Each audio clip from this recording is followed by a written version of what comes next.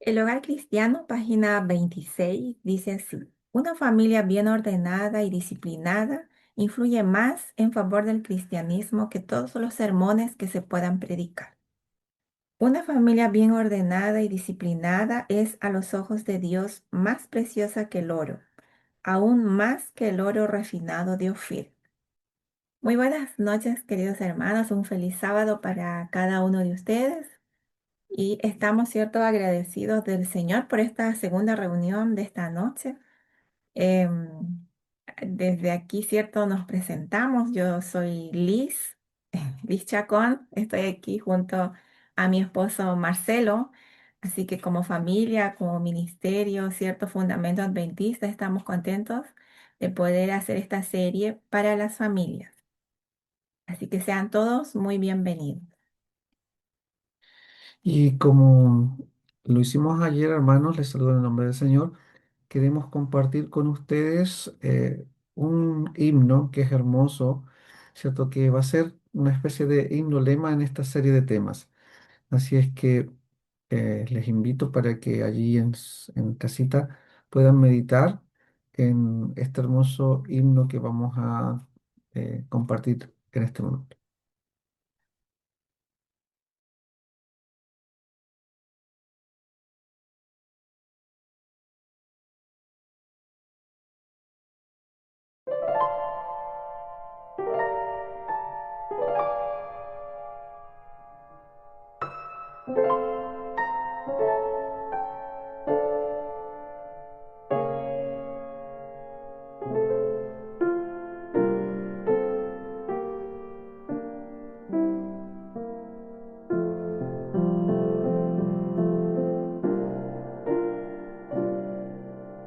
Feliz hogar,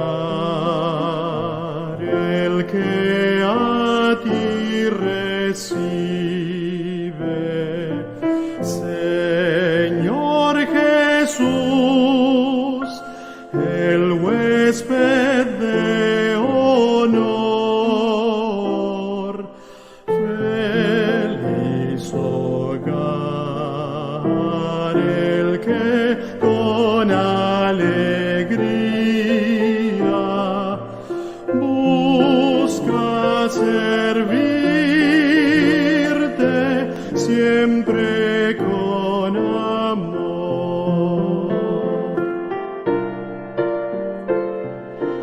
Feliz hogar, dichosos los esposos que en unidad te buscan, oh Señor. Tu mano pueda en toda circunstancia rodearnos de un muro protector.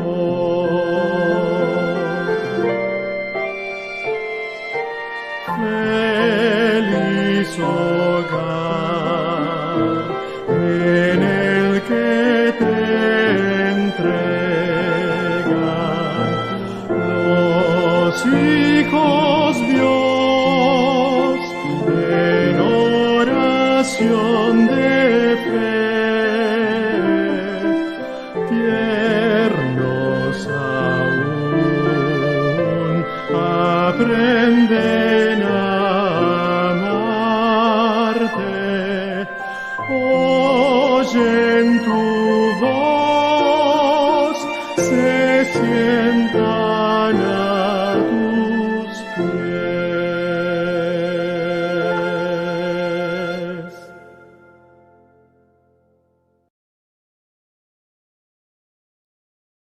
Oremos. Padre Celestial que estás en los cielos, santificado, Señor, sea su nombre. Gracias, Señor, por este sábado, Señor, que tú nos regalas, porque podemos, Señor, iniciar las primeras horas de tu día santo, eh, adorándote, Padre, alabando tu nombre. Y como familia, Señor, estamos acá delante de tu presencia para poder, Señor, eh, encontrar en ti el socorro que necesitamos para nuestras vidas, la misericordia, Señor, que pueda extenderse hacia tus hijos, Señor, aquí en la tierra, que necesitamos de ti. Por eso estamos acá, dispuestos, Señor, para escuchar tu palabra. Bendice a cada uno de mis hermanos que se han conectado en esta noche. Bendice a cada familia, a cada joven, a cada niño, Señor, que usted pueda estar en cada hogar. Y todos juntos, Señor, nos gocemos en este momento de tu palabra. Que puedas ungir los labios de nuestro hermano Alan. Que usted, Señor, lo utilice con poder en estos días, Señor, donde estaremos compartiendo de tu palabra acerca de, Señor, recordar todos los acontecimientos, historias de las familias, Señor, que están registradas en tu palabra. Que tu Espíritu Santo pueda guiarnos, acompañarnos, dirigir en todo momento. Se lo ruego y suplico, Padre, en el nombre de su Hijo amado Jesús. Amén. Amén. Querido hermano, si ayer no tuvo la oportunidad de acompañarnos en el programa, en la reunión, el tema de ayer ya está en nuestro canal de YouTube. Así es que puede buscar en el canal de YouTube de Fundamento Adventista. Ya el tema está disponible para que pueda verlo, pueda compartirlo si lo estima conveniente. Y como decía mi esposa, hemos llegado al tema número 2 de esta serie y estamos agradecidos al Señor por ello. Y también a nuestro querido hermano y amigo Alan Bornapé, que va a estar acompañándonos en estos 7 temas. Mañana es el tercer tema, ¿sí? Mañana es el tercer tema a la misma hora de hoy, 21 horas, para quien quiera acompañarnos, seguir esta transmisión. Y el tema de hoy se titula Una familia sin mancha delante de Dios. Apreciado Alan, gracias por estar con nosotros nuevamente.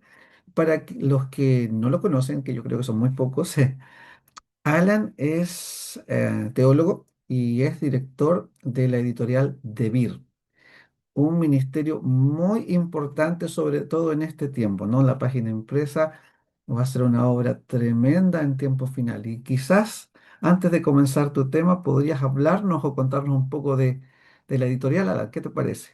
Y bueno, después de esto, el tiempo es tuyo. Sí, muy buenas noches, queridos hermanos. Que Dios les bendiga. Voy a subirle el volumen a esto. Espero que estén muy bien y que tengan un hermoso día sábado junto a sus familias. Sí, solo permítanme contarles un poquito y quisiera compartir con ustedes, además del tema, un breve video, muy cortito, porque creo que ahí va a salir mejor que lo que yo pueda decirles. Bueno, aparezco yo también allí en un video promocional que hicimos hace un año, un poco más, acerca de la editorial. Así que espero que lo puedan ver allí. Este es el video.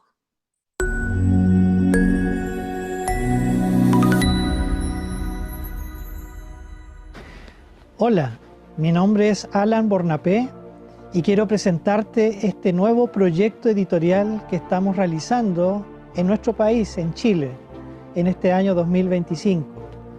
Es la editorial DeVir.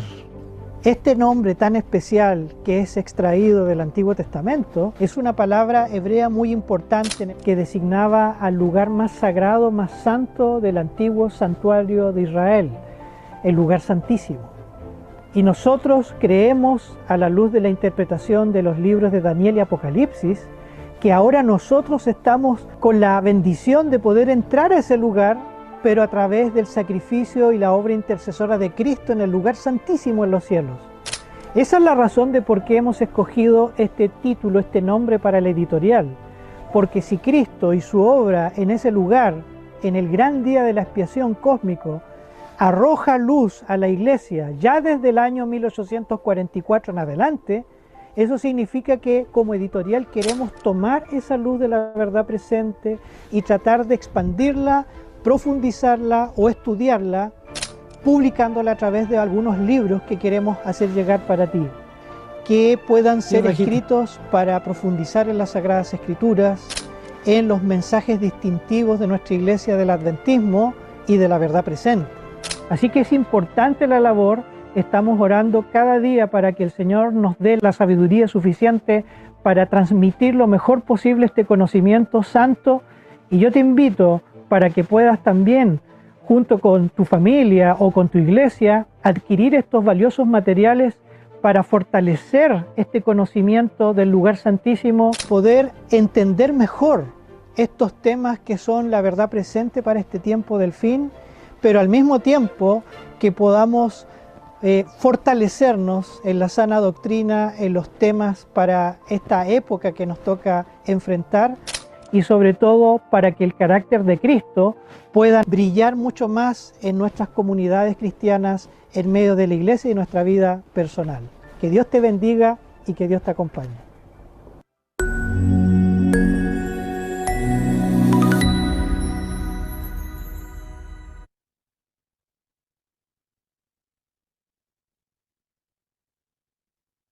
Queridos hermanos, perdón, voy a abrir acá. Ahora sí, pensé que no estaba, ahora sí. Voy a volver a compartir la pantalla. Y bueno, ese es el ministerio que estamos realizando con la gracia del Señor. Así que cualquier información adicional, búsquenos ahí en YouTube por Editorial de Vir o también en las redes sociales, especialmente en Facebook y en Instagram. Pero ese es el ministerio que estamos llevando a cabo a través de la pluma impresa y bueno, pronto tendremos novedades también, así que ahí pueden contactarse con nosotros. Y bueno, pasando a nuestro tema de hoy, que ya quiero compartir junto a ustedes, es este que ustedes ven allí en pantalla, ¿sí? Le hemos colocado de nuevo la imagen principal que hemos creado, que han creado nuestros amigos de Fundamento Adventista, y el título principal de esta serie de 7 temas, ya presentamos el primero ayer, es Familias junto a Cristo en el lugar santísimo. Miren la foto ahí, que ellos están allí queriendo entrar. ¿Qué es lo que quiere Jesús de nuestras familias? Que no miremos de manera individual solo al Señor, sino que como familias con nuestros hijos podamos entrar hasta el lugar santísimo en los cielos. Y en el día de hoy, el segundo tema que vamos a presentar le hemos titulado Una familia sin mancha delante de Dios. Y ustedes se dirán, ¿qué tema es este? Una familia sin mancha delante de Dios. Miren ustedes que esta expresión viene, ¿no es cierto? Y hemos tratado de buscar una imagen que trate de hacerle justicia a algo bastante imposible. Esto está en Apocalipsis 14, en el versículo 4 y 5. Y en Apocalipsis 14, 4 y 5 dice acerca de este grupo importantísimo en el libro de Apocalipsis llamado los 144.000. Se señala allí, estos son los que no se contaminaron con mujeres, pues son vírgenes. Estos son los que siguen al Cordero por donde quiera que va. Estos fueron redimidos de entre los hombres como primicias para Dios y para el Cordero. Y de acá viene la frase, ¿no? Y en sus bocas no fue hallada mentira, pues son sin mancha delante del trono de Dios. Yo creo que Dios también quiere que en ese grupo estén familias, esposos con sus hijos que lleguen al reino de los cielos un día frente al trono del Señor. Pero es interesante que la característica quizás más destacable de ese grupo en esta lista, por lo menos, es lo que está marcado, destacado en verde, porque la idea de que son sin mancha delante de Dios, delante del trono de Dios, está unida incluso en la sintaxis allí con la idea de la boca. Dice, noten ustedes el sentido, y en sus bocas, dice, en la boca no fue hallada mentira, mentira o engaño. Y después dice, ¿por qué? Pues son sin mancha delante del trono de Dios. Casi como que la ausencia de mancha, de pecado, de mal en el corazón o mente humana se expresara especialmente ¿dónde? En la forma en que uno habla, en la expresión verbal, en la expresión del pensamiento a través de la boca, en la forma en que tú hablas, en que la gente te escucha, en la forma en que tú tratas a tu esposo, a tu esposa, a tus hijos, en la forma en que tú te comunicas con las demás personas. Esto no es simplemente simbolismo, por supuesto que es simbólico, pero la pregunta que habría que hacerse es, ¿por qué elegir entonces este simbolismo tan preciso que tiene que ver, ¿no es cierto?, la idea de la boca con el ser del ser humano? Yo creo que esto podemos descifrarlo un poco a la luz del libro de Génesis, Porque decíamos en el primer tema de ayer que hablamos de lo que Jesús nos ofrece como alternativa para entender el tiempo final y la condición moral de la humanidad y de las familias, y él toma el modelo antediluviano, según Mateo 24. Y eso estudiamos ayer.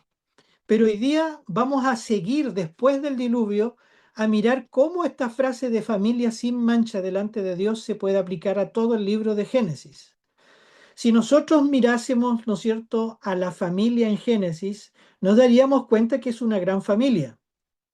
Después de Noé y otros, ¿no es cierto?, descendientes, vemos que toda la historia comienza en el capítulo 12, después de esa gran historia de la Torre de Babel, perdón, y continúa, ¿no es cierto?, con su hijo Isaac, posteriormente Jacob, y al final el libro cierra con la historia de José.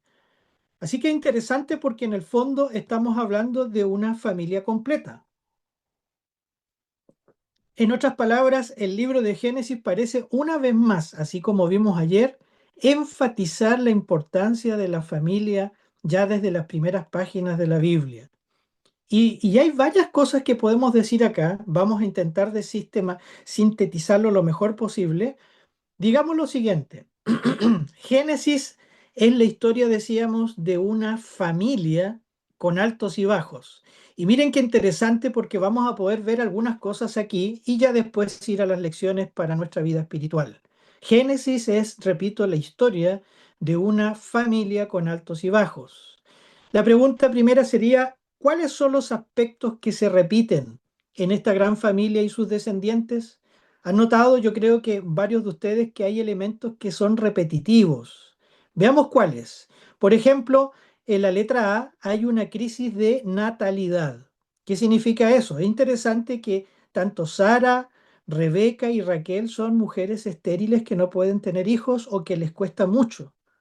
Interesante eso, es decir, que hay una especie de teología del nacimiento en todo el libro.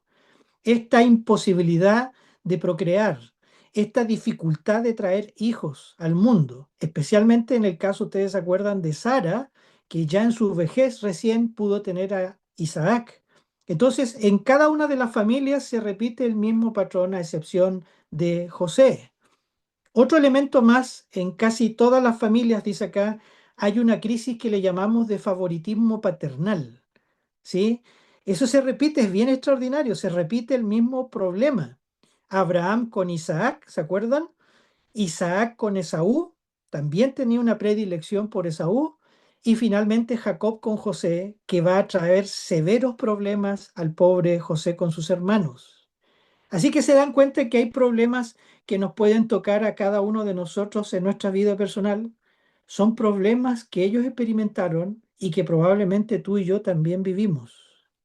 Pero el punto quizás que vamos más a resaltar es lo que dice la letra C.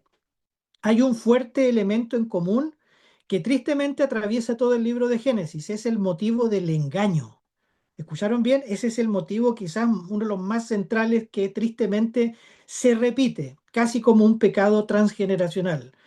¿Qué dice allí? Abraham, por ejemplo, 2 veces dice que su esposa es su hermana. ¿Se acuerdan? Isaac copia el mismo pecado, hace exactamente lo mismo con Rebeca. Además, Jacob, dice acá, engaña a su hermano acerca de la primogenitura y a su padre con la bendición. Lo engaña a los dos. Labán, el suegro de Jacob, va a engañarlo, ¿no es cierto?, con sus hijas a Jacob, especialmente con Lea.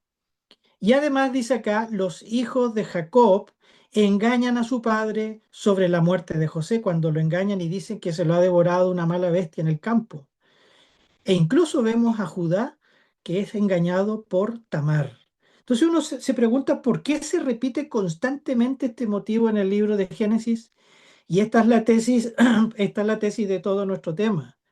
El engaño, que es algo tan prevalente, ¿no es cierto?, en las familias de Génesis, está reflejando algo importante del corazón humano. El engaño es reflejo de este estado de pecado, de esta condición caída, de esta imposibilidad de que Dios pueda cumplir sus propósitos y sus planes, y que lamentablemente llevó al Señor a retrasar a veces sus planes o simplemente tener que intervenir en forma directa para llevar al arrepentimiento a la familia. Entonces yo quiero ahora detenerme, ¿no es cierto? Y bueno, acá está la letra D, y yo me voy a detener en cada uno un poquitito de estos casos, pero noten que en el único personaje, dice la letra D, en el único personaje en quien el engaño no lo invade es a José. Él sufre el engaño de parte de la esposa de Potifar y es enviado a la cárcel. Él también perdona a sus hermanos, atribuyendo a la soberanía de Dios su llegada a Egipto, que lo vamos a ver al final del tema. Así que interesante que es como que allí solamente con José se corta esa estela de engaños. Y no vemos a José engañando, sino que en realidad va a probar a sus hermanos, pero no utilizando el engaño malintencionado. Así que, ¿qué cosas debe cambiar el Señor en nuestros propios hogares? Si nosotros vemos todo esto, pruebas, ¿no es cierto?, de natalidad, de imposibilidad de tener hijos o tener una familia bien constituida, si tenemos problemas con favoritismo paternal o maternal, si tenemos conflictos con los hijos, pero además, más tristemente, el engaño se ha tomado nuestras familias. Hay engaño, hay mentira, hay cosas que se dicen dentro del seno del hogar de la casa. El Señor ya nos está preguntando en este tema, en esta noche, ¿qué cosas debe cambiar el Señor en los hogares? ¿Cambiar tú como papá o como mamá? ¿Qué cosas desea transformar el Señor? Y yo creo que todo el libro de Génesis habla justamente de eso. En otras palabras, frente a estos problemas que acabamos de resumir, y especialmente con el problema del engaño que viene de la boca, de ahí el título de la presentación, lo que Dios quería cada vez que trata con Abraham, con Isaac, con Jacob y con José, es ponerlos en el horno de la aflicción para transformar y desarrollar sus caracteres y hacerlos idóneos para el cielo junto con sus familias. Eso es todo el libro de Génesis. Es Dios queriendo restaurar a la familia humana para que la familia se vuelva un verdadero hogar y un cielo aquí en la tierra. Así que dicho eso, vamos a mirar primero un primer ejemplo y esta es la idea de la enseñanza que vamos a revisar. Por lo tanto, vemos, dice acá, una obra divina de transformación del carácter de la familia en Génesis. Y evidentemente, como puedes ver en la fotografía, en el dibujo, esta es la primera lección que queremos sacar. Acompáñenme mientras tanto a Génesis, el capítulo 22. Génesis 22. Por eso que acá está la primera gran lección, la decimos de esta manera. La primera gran lección en este pasaje es que Dios desea desarrollar familias, desea desarrollar en tu familia donde esté presente el temor del Señor. Eso es lo que Dios busca. Dios nos pone a prueba. Dios te ha puesto a prueba. Dios nos está llamando. Pero ¿qué quiere desarrollar en nuestros hogares? Que sea un hogar donde se tema al Señor, que se lo respete, que se lo reverencie. Tal como dice el mensaje del primer ángel, temer a Dios y darle gloria. Ya en los días de Abraham, Dios tenía ese propósito con su familia. Entonces, si revisamos la prueba de fe de Abraham, solo acompáñenme a leer un par de versículos acerca de esta primera gran lección.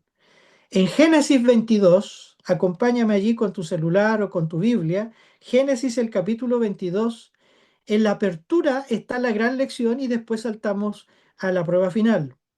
Noten lo que dice como abre este capítulo, es impresionante en el capítulo 22, versículo 1 y 2. Dice el texto de Génesis 22, 1, aconteció después de estas cosas, como dice el texto, que probó Dios a Abraham y le dijo a Abraham, y él respondió, heme aquí. Hermanas, hermanos, Dios cuando nos ama, nos prueba. Dios cuando nos ama quiere probarte.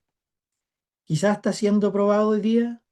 Quizás Dios está permitiendo que vengan cosas incluso muy negativas a ti, a nuestro hogar, a nuestras familias, cosas que son incomprensibles o que no podemos dominar. Dios prueba. La intención del Señor es ponernos a prueba. Dice acá el texto, aconteció después de estas cosas. ¿Qué cosa dice acá? Que probó Dios a Abraham. Dios puede probar. No nos equivoquemos, Dios no es alguien insensible al dolor humano. Lo que Dios hace en realidad, según el texto, es probar. Dios probó, dice, a Abraham, y Dios te va a probar a ti.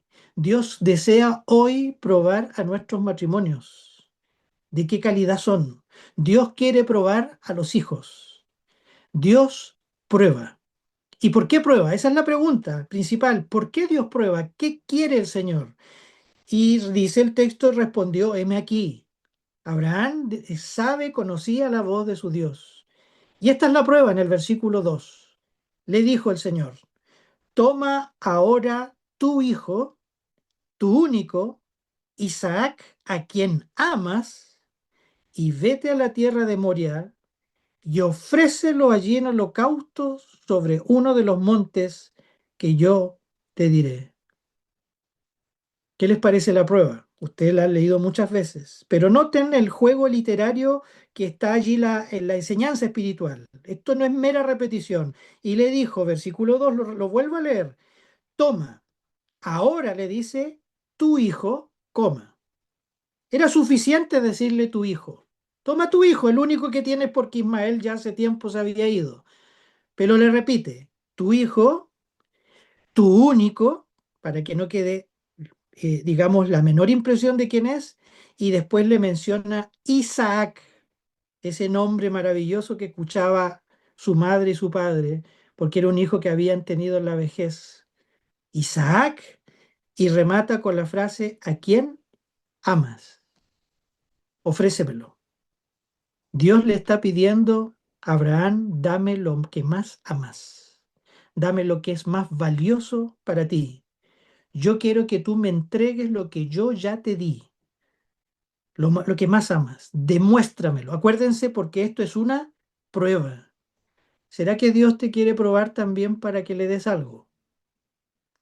Que Dios está llamándote a ti como padre para que hagas mucho más por tus hijos. Que des quizás tu tiempo, tu trabajo, tus recursos, sobre todo tu corazón. Dios necesita, Dios prueba. Dios probó a Abraham. Qué prueba enorme, qué tremendo lo que está pidiendo acá. Pero la pregunta es, ¿por qué Dios probó tan severamente a su siervo? Porque en innumerables ocasiones Dios le prometió un hijo. ¿Y qué hizo Abraham con su esposa frente a la promesa? Reflejaron incredulidad. ¿Cuántas veces Dios nos tiene que hablar y llamar incesantemente? Dios nos asegura que está contigo, con nosotros, y nosotros no damos pasos de fe. Nosotros no confiamos. Nosotros desconfiamos en realidad de Dios. No creemos que Dios pueda hacer lo que es imposible para nosotros. No le creemos. Nuestra vida muchas veces es reflejo de esa incredulidad. Y Dios estaba escarbando en el corazón de Abraham y le dice, ¿sabes, Abraham? Yo quiero que tú me entregues lo que más amas. Así que la lección para nosotros sería de esta manera. Lección para nosotros. Dios desea que confíes tan completamente en Él que estés dispuesto a darle todo lo que eres y lo que tienes, tu vida entera a su servicio. Porque ustedes saben cómo termina la historia. Y el ángel interviene y le dice, no lo hagas, ¿no es cierto? No lo hagas. Acá dice, lean conmigo en el versículo, ¿no es cierto? Eh, 11, ¿no? En realidad desde el 10. Miren la fe de este hombre porque en el versículo 10 y extendió Abraham, dice su mano y tomó el cuchillo para degollar a su hijo, así como aparece en la fotografía, en la imagen. Entonces dice el ángel de Jehová le dijo, le dio voces desde el cielo y le dijo, Abraham, Abraham. Y él respondió, heme aquí. Y dijo, no extiendas tu mano sobre el muchacho ni le hagas nada. ¿Por qué? Porque ya conozco que temes a Dios, por cuanto no me rehusaste tu hijo, tu único. Dios está esperando y te está probando para producir en ti y en mí un profundo temor de Dios. Dios quiere que le entreguemos nuestra vida completa como padres y madres, porque Dios quiere restaurar nuestras familias, porque acá estamos viendo muy resumidamente la relación de un padre y de un hijo.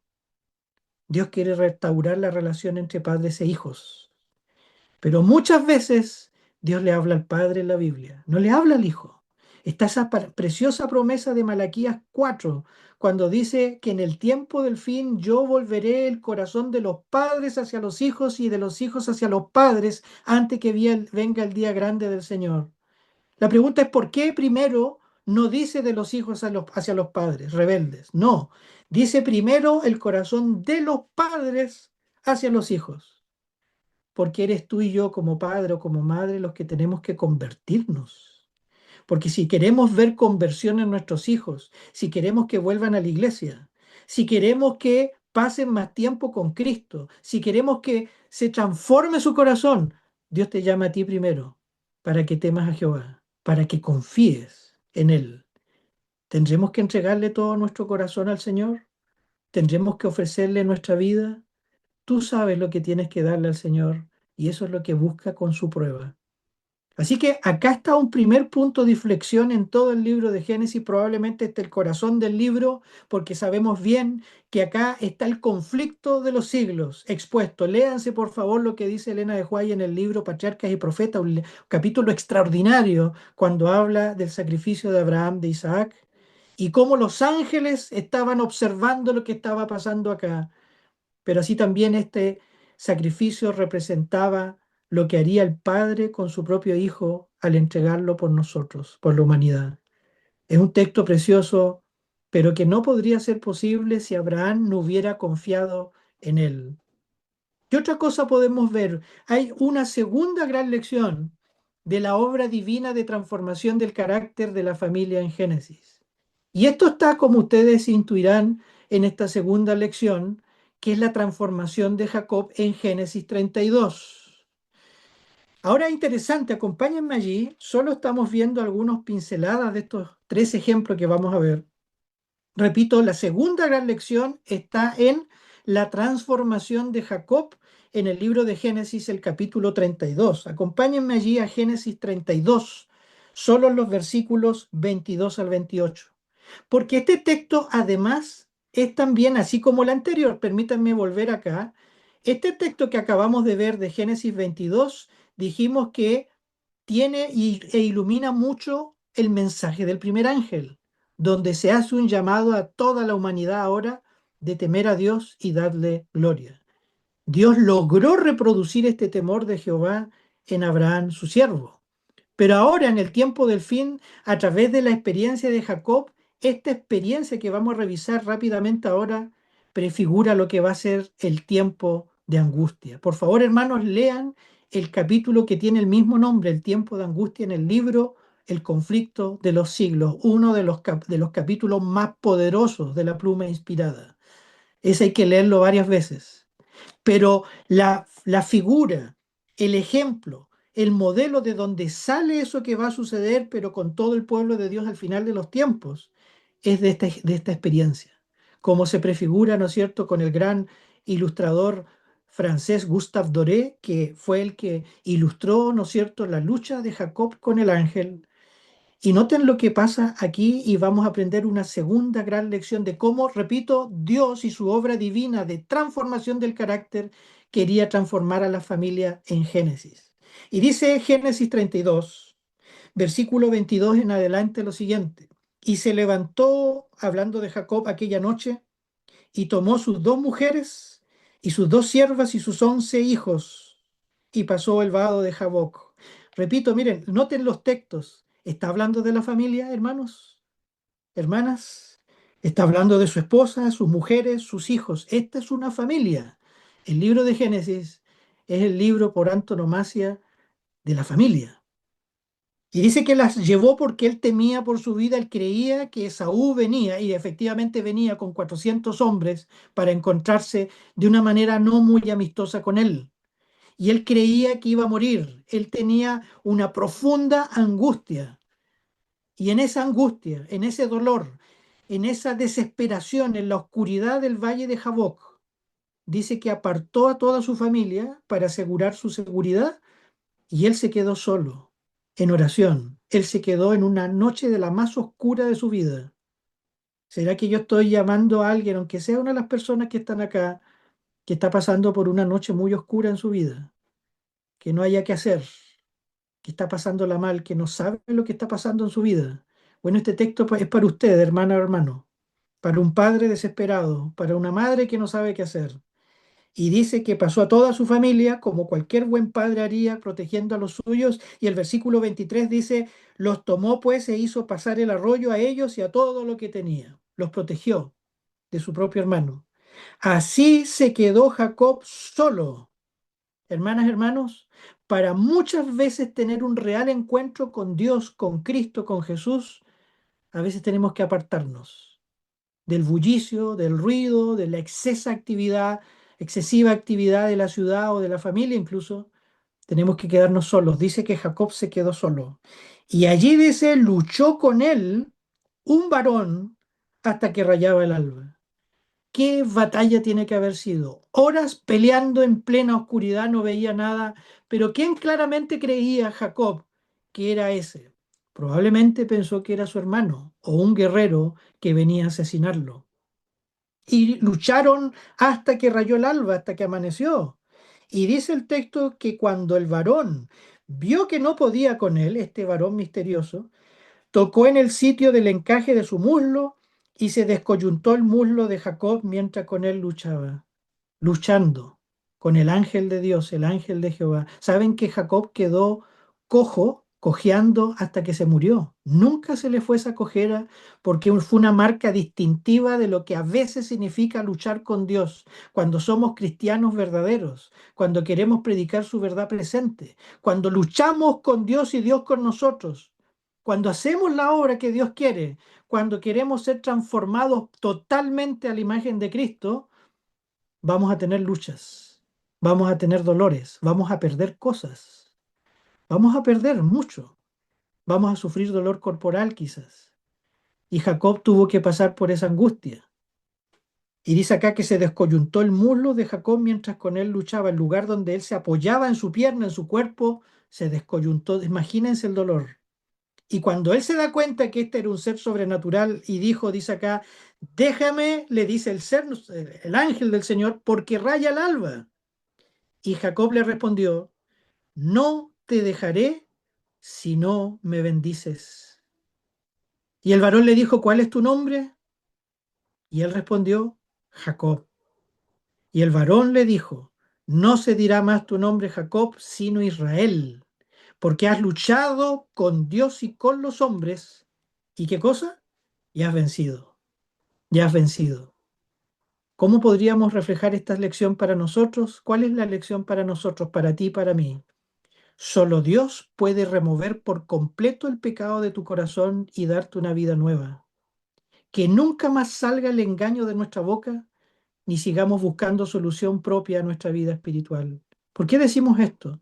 Porque más adelante dice que he visto a Dios cara a cara y no muerto, y le colocó al lugar Peniel, que significa rostro de Dios. Fue, dice, liberada mi alma. Esta lucha me permitió recibir ya no la bendición que busqué con tantas fuerzas, pero fue fruto del engaño. Tuve que engañar a mi hermano y a mi propio padre y huir más de 23 años de la casa. Con la ayuda de su madre, Rebeca, saben que por haberlo ayudado, dice que nunca más la volvió a ver. Jamás volvió a ver a su madre. Nunca más. Y ella murió por una profunda tristeza. Pero ella sabía que era por el castigo de haber ayudado en tal vil engaño.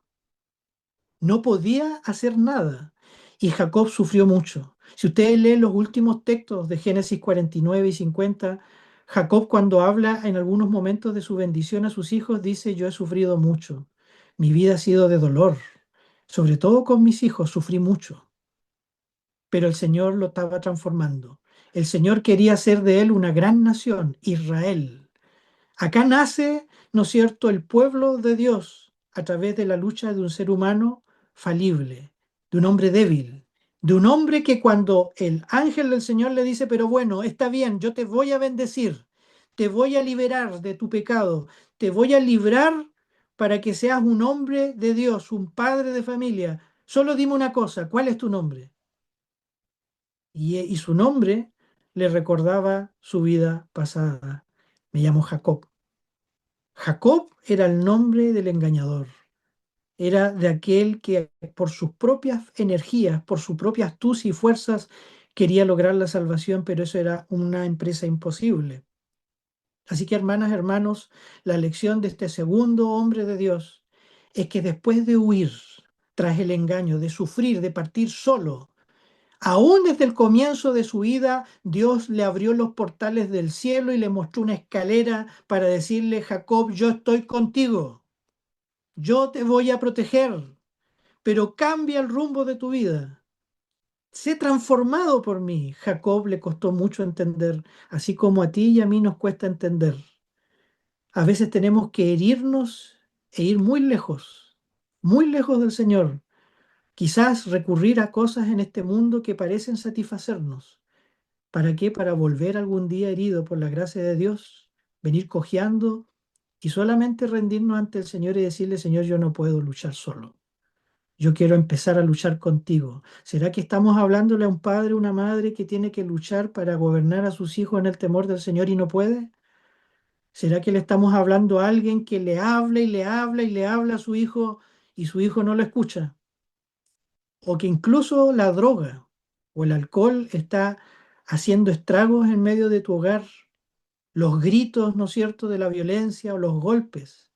Y uno dice: mi familia está perdida, yo no puedo hacer más, yo no sé qué hacer. Bueno, el Señor te está llamando en esta noche para ser como Jacob, rendir tu corazón ante Él y decirle: Señor, yo quiero comenzar desde hoy a luchar contigo, porque eso significa Israel. Eso significa, porque has luchado, dice, con Dios y con los hombres y has vencido. Entonces Dios quiere, quiere que lo veamos a Él, quiere que podamos apreciarlo en su gloria, en su santidad. El Señor lo único que desea es que nosotros podamos ser removidos en nuestro pecado y darnos una vida nueva, sin engaño. No recurrir a la astucia de nuestro corazón, sino dejar que el Señor comience a defendernos, a batallar, a obrar en nuestras familias y de esa manera restaurar nuestra vida.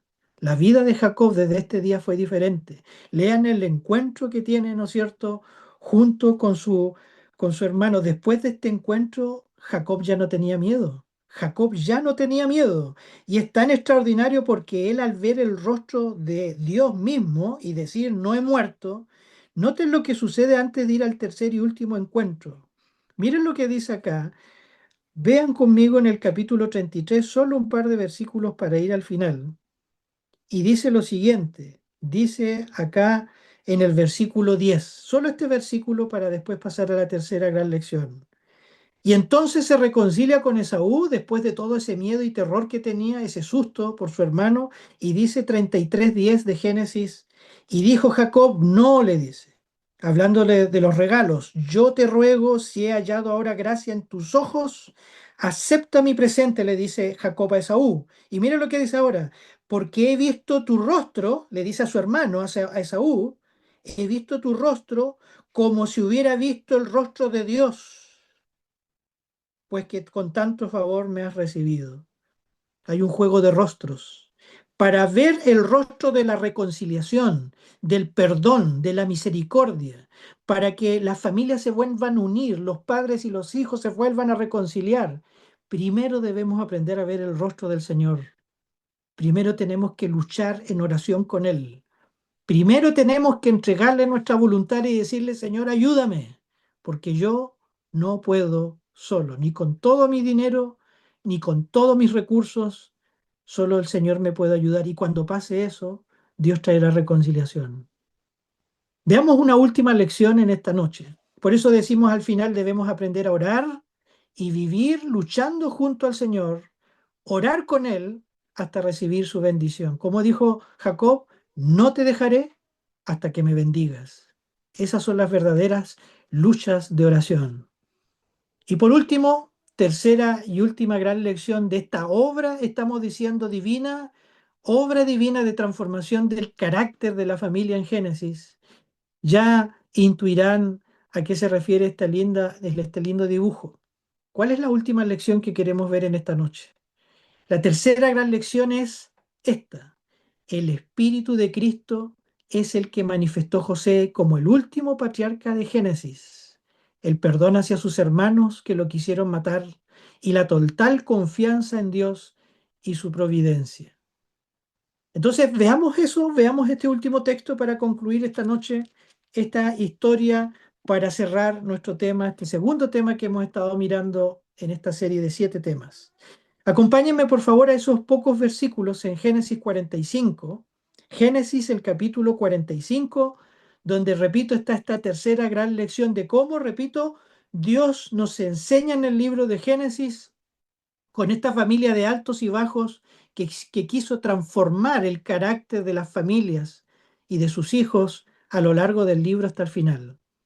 Y acá dice Génesis 45, en los versículos 4 al 8, cuando se están reconciliando José y sus hermanos, dice Génesis, repito, 45, 4, lo siguiente, hasta el 8. Génesis 45, 4 dice: entonces dijo José a sus hermanos, acercaos ahora a mí. Y ellos se acercaron. Y él dijo, yo soy vuestro hermano, el que vendisteis para Egipto. Estaban ellos atónitos, ellos no entendían lo que estaba pasando, si ustedes se acuerdan. Y les dice él, acérquense a mí, yo soy el que ustedes vendieron, ¿no es cierto?, para Egipto. Dice el 5, ahora pues, no os entristezcáis, ni os pese de haberme vendido acá, dice. Noten la ternura de José. ¿De quién puede nacer esa ternura, ese cariño, si él fue el afectado? Él los está consolando a ellos, a los que lo vendieron y lo quisieron matar. José está manifestando un espíritu que no es humano.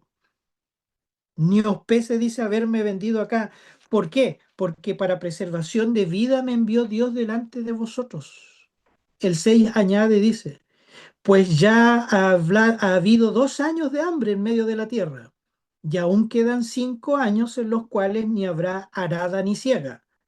Y ahora en los 2 últimos versículos dice, y pongan mucha atención, dice acá, y Dios me envió delante de vosotros para preservaros posteridad sobre la tierra y para daros vida por medio de la gran liberación. Así pues, no me enviasteis acá a vosotros, ustedes no, sino Dios, que me ha puesto por padre de Faraón y por señor de toda su casa y por gobernador en toda la tierra de Egipto. ¿Quién envió al Señor allí? Dice que fue Dios, a José, fue Dios. Porque ellos podrían pensar y tenían ese tremendo temor, ese miedo, esa sorpresa, pero no puede ser que sea José, nuestro hermano. Pero José tiene el espíritu de Cristo. No es un espíritu de venganza, de dolor. No lo mueve el odio. ¿Cuántas familias hoy en día, hermanos, hermanas, hay que se odian? ¿Cuántos hermanos que pasan años y años odiándose, que no se pueden ver a la cara, mucho menos hablar? ¿Cuántos hijos están lejos de sus padres por quiebres profundos, alguna pelea descontrolada? O quizás la violencia de distinto tipo, física, sexual, psicológica. Hoy, hermanos, yo he tocado esta tercera lección porque es muy urgente para todos nosotros. ¿Saben? Dios quiere traer perdón en medio de nuestro pueblo. Dios quiere traer arrepentimiento. Dios quiere traer consuelo. Hay mucho dolor hoy en día en las familias. Demasiado. Y esta lección se trata así, lección para nosotros. Dios quiere que su infinito amor habite en tu corazón. Y cuando eso suceda, vas a pensar mucho más en tu prójimo, en quienes te rodean. Vas a tener un espíritu profundo de gentileza, bondad y perdón, que es el espíritu de Cristo que se sacrifica por amor por los otros. Lo que hace José aquí, queridas hermanas, hermanos, es reflejar el espíritu de Cristo que Dios quiere poner en ti. Si este mismo espíritu estuviera en nosotros, este mismo gran amor, nosotros estaríamos siempre dispuestos a perdonar.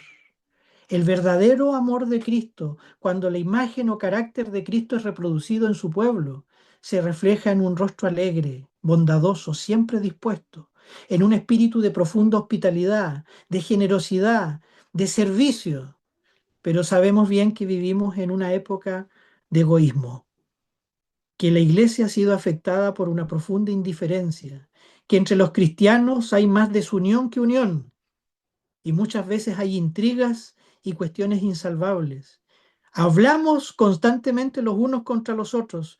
¿Qué familia podría sentirse bien así en el seno de la iglesia? El Señor, repito, está haciendo y estuvo haciendo una obra en la familia, la gran familia que se representa en el libro de Génesis. Y yo estoy convencido que Dios quiere hacer una obra similar en ti y en mí. Si el Espíritu de Cristo está en nosotros, el Espíritu Santo, el Señor nos va a traer perdón, nos va a traer reconciliación, nos va a traer paz. Cuán maravilloso es irse a la cama, acostarse en un santo sábado sabiendo que no tienes ningún problema con tu familia, que no tienes problemas con tus hijos, con tus vecinos, con tus hermanos.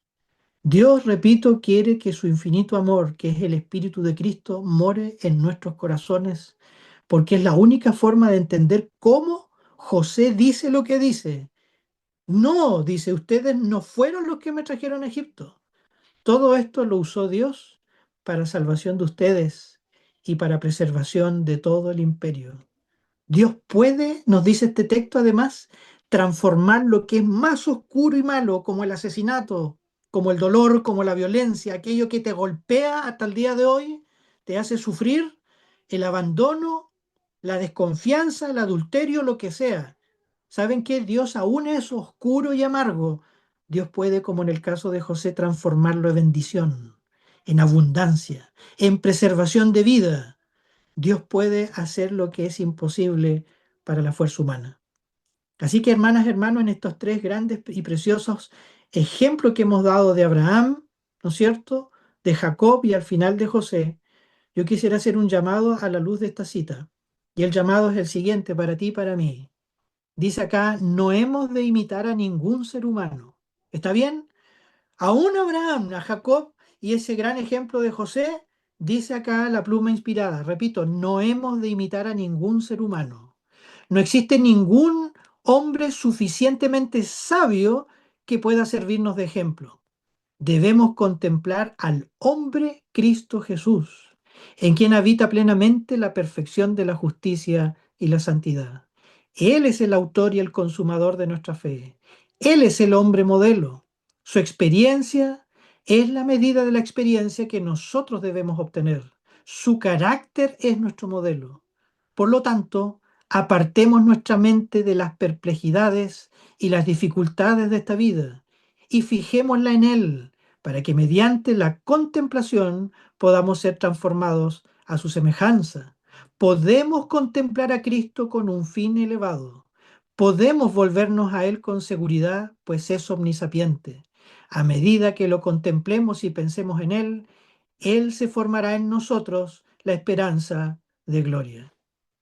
Queridas hermanas y hermanos, familias, eso es lo que Dios quiere hacer, que así como terminó el libro de Génesis, termine la vida de cada uno de nosotros.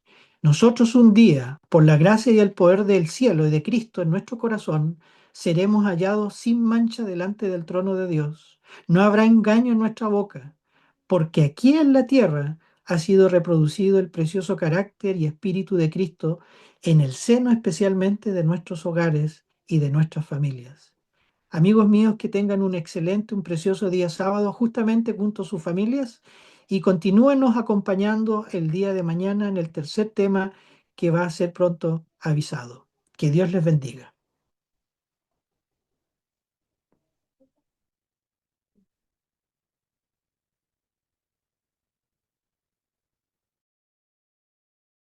Agradecemos al Señor en primer lugar por este hermoso mensaje, ¿cierto? Ha sido de bendición. Agradecemos también a nuestro hermano Alan por acompañarnos y bendecirnos con su palabra, con la palabra de nuestro Señor. Y bueno, le voy a pedir también, ¿cierto?, que él en este momento pueda orar, si nos puede guiar en la oración. Sí, vamos a orar y después vamos a cantar, porque quiero que cantemos ese lindo himno. Que oremos, hermanos, oremos, inclinemos el rostro para orar. Padre, amado Dios y Señor, gracias porque tú nos amas con tan grande amor, pero tú nos dices constantemente en tu palabra, así como nos has mostrado en el libro de Génesis, que tú nos amas, pero también junto a nuestras esposas, a nuestros hijos. Tú amas nuestras familias. Tú estás preocupado por la familia cristiana en este tiempo, en un tiempo donde cada vez se erosiona más la institución matrimonial y familiar, donde incluso se le intenta cambiar de nombre y de distintos géneros, de distintos tipos. Padre, queremos volvernos a ti de todo corazón, como lo hiciste con Abraham, también con Jacob y especialmente con José. Padre, nosotros no somos buenos.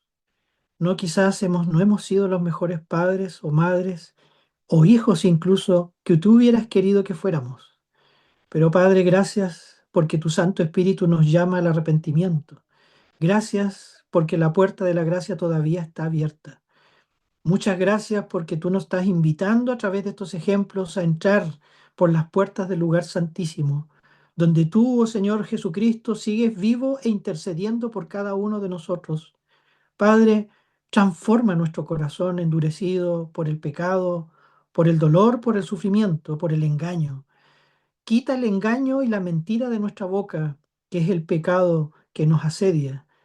Señor, queremos ser transformados como Abraham. Queremos entregarte todo en el altar de nuestro yo.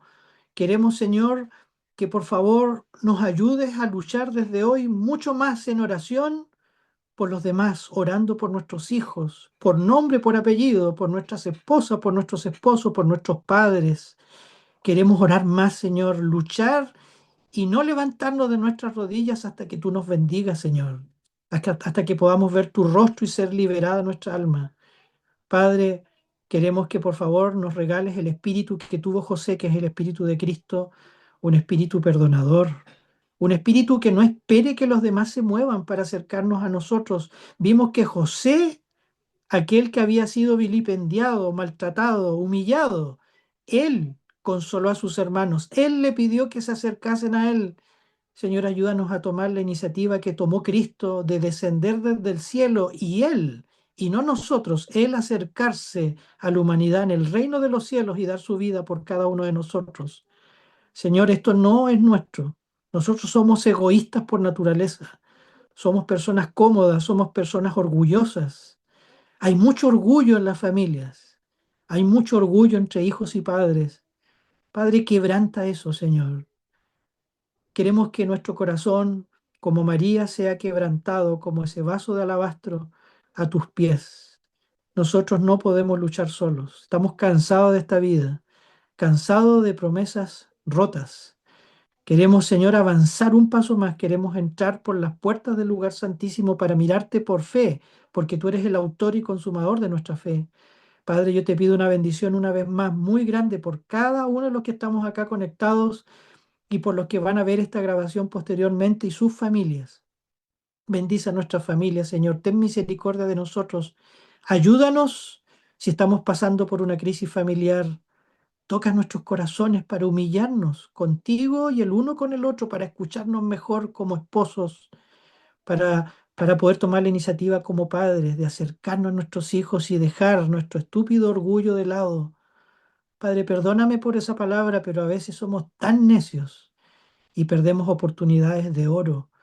Te pedimos por último que tu Espíritu Santo obre en nuestros corazones, nos ayudes a guardar también como familia este Santo Sábado y gracias por estos mensajes preciosos que nos hablan todavía hoy en el tiempo del fin. Te lo pedimos y rogamos en el precioso nombre de Cristo nuestro Salvador. Amén. Amén. Vamos ahora a escuchar y los que quieran cantar allí en sus casas este himno, ¿cierto? Que hemos elegido como himno lema para esta serie.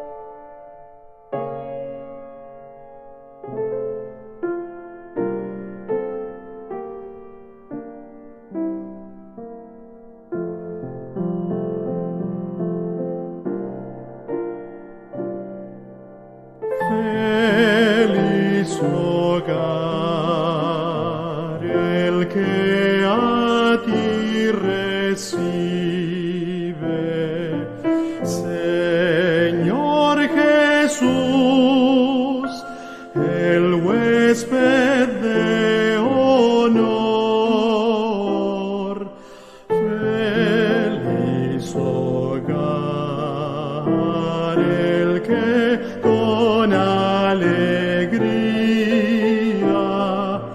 Busca servirte siempre con amor.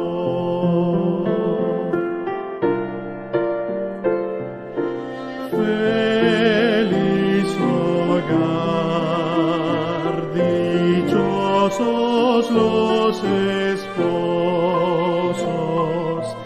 que en unidad te buscan, oh Señor. Tu mano pueda en toda circunstancia rodearlos de un muro protector.